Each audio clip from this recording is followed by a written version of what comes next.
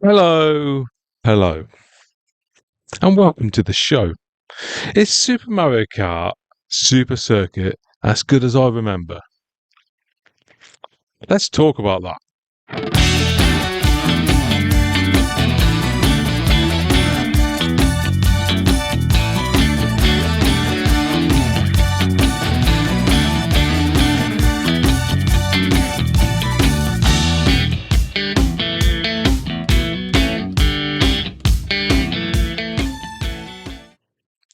Now, this is quite a fun story, right, for this game, because this game done something for me that was entertaining.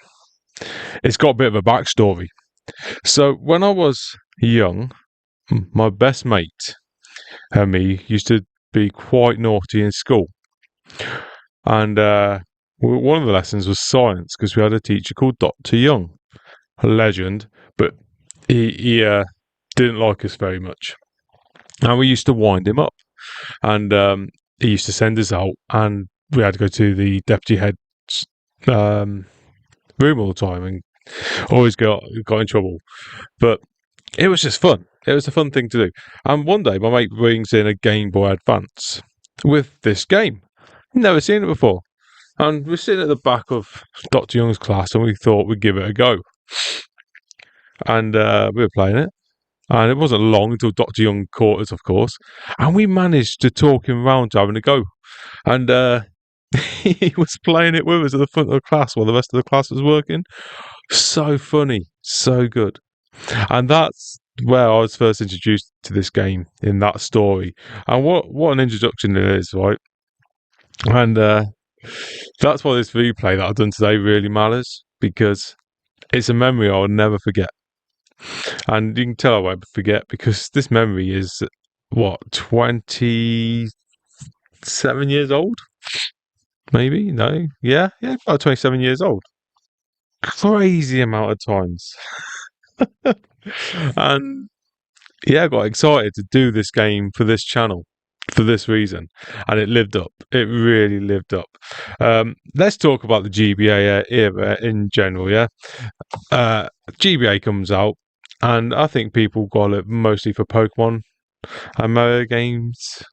I don't think Super Circuit was on the cards so much when Game Boy first come out, the Game Boy Advance first come out, because Pokemon was the thing, wasn't it?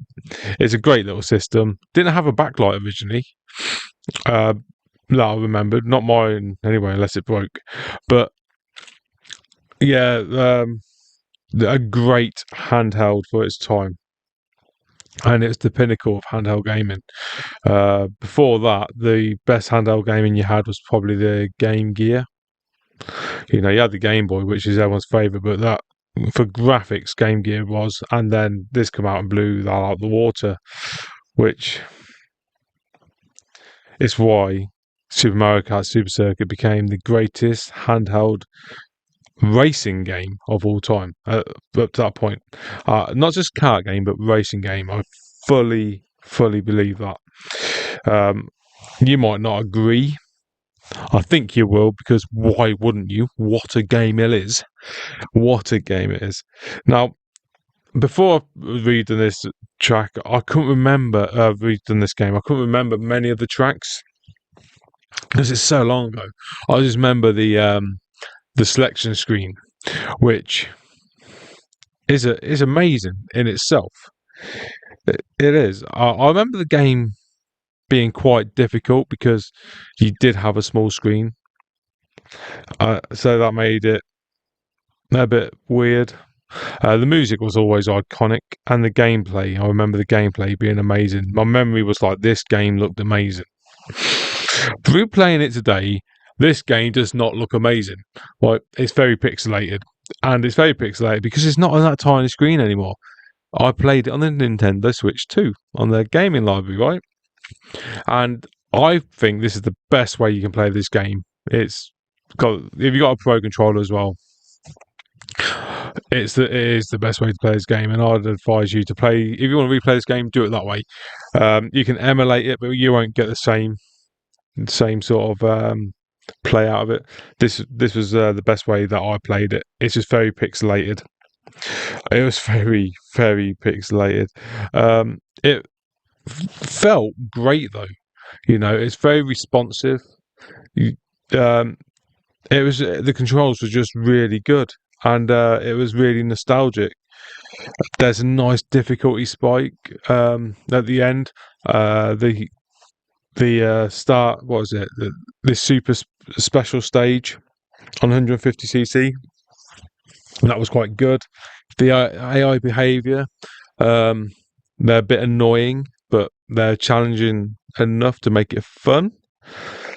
I was surprised by how easy this game was. I don't remember it being that easy. You know, I pretty much done it in a run. I didn't get angry, no losing my cool or anything like that. And if you do, you know what I mean. So, the controls, like I said, were much better than I remembered them being. And I think that's because it's on the Nintendo Switch 2 with that control pad.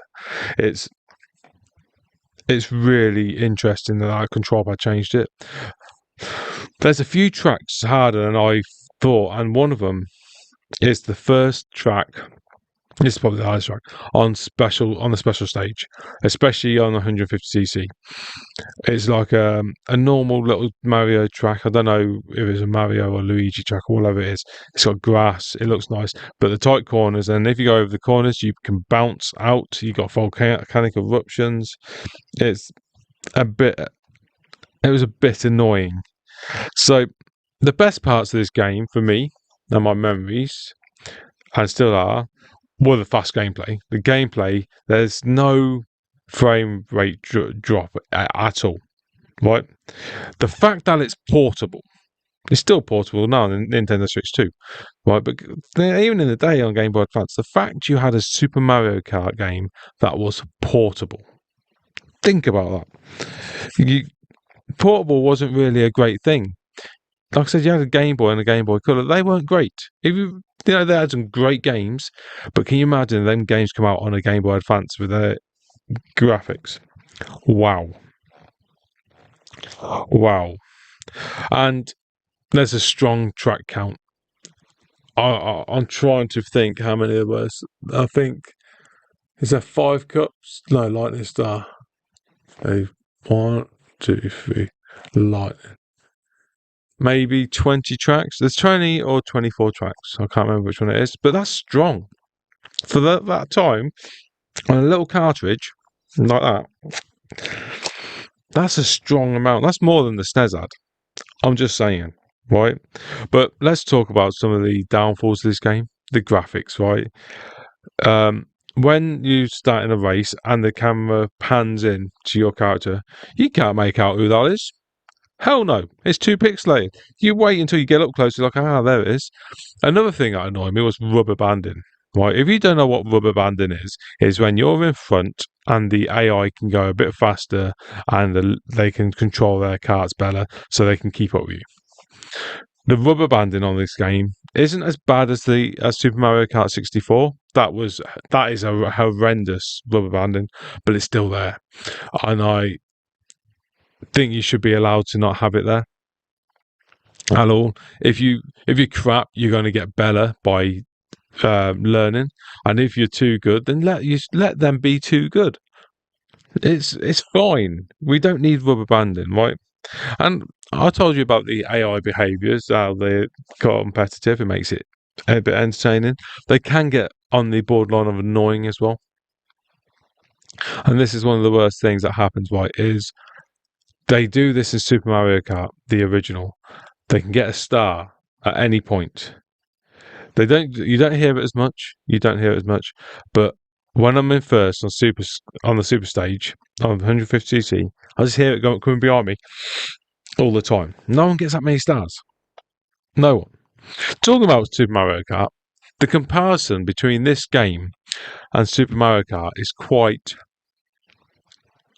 cool because okay, the N64 one is out, right? But that's a superior console, whereas the SNES and the Game Boy Advance, they're on par, right? Arguably, the SNES has better graphics because of the pixelization, but you don't have as much stuff. And does it have better graphics? I don't know. I feel like the gameplay is better on the Game Boy Advance. It's hard. I could not tell you which one of them two games I prefer. I've never completed the SNES one, only the Game Boy Advance one. And I've only completed that on this one. I've not completed it before. So that's something, isn't it? And here's the kicker, boys. I've got Super Mario Kart World on the Nintendo Switch 2. I own it, I played it, and I've had more fun playing this Super Mario Kart Super Circuit than I did with that. I don't know what happened to that game. Graphically, amazing. Musically, amazing. I don't know what's wrong with it. Super Mario Kart 8 Deluxe, for me, is still the best Mario Kart game of all time. I don't know if that's a popular opinion or not. I'm sure you will let me know. Is this game, right, does it hold up to today, you're asking me? Is it worth replaying? Yes, it is. If you played this as a kid, get back onto it on the Nintendo Switch 2 on their library. It is the way to play it. It brings back your nostalgia, your fun, and it's quite nice. If you've not played it before, and is it worth trying? I don't know. I feel like if I come into this game and not played it before, I might be in a little bit like, what is this? It's too pixelated. But then it's still fun. So, if you want to go back through the Mario catalogue, and this game is one of them games that's there, it is still fun. I would say do it. I replayed this game, and it never changed my opinion either of the game. It's still there nostalgically great in my mind. If anything, I prefer it because I completed it. Um, I recommend anyone to give it a go. It is good.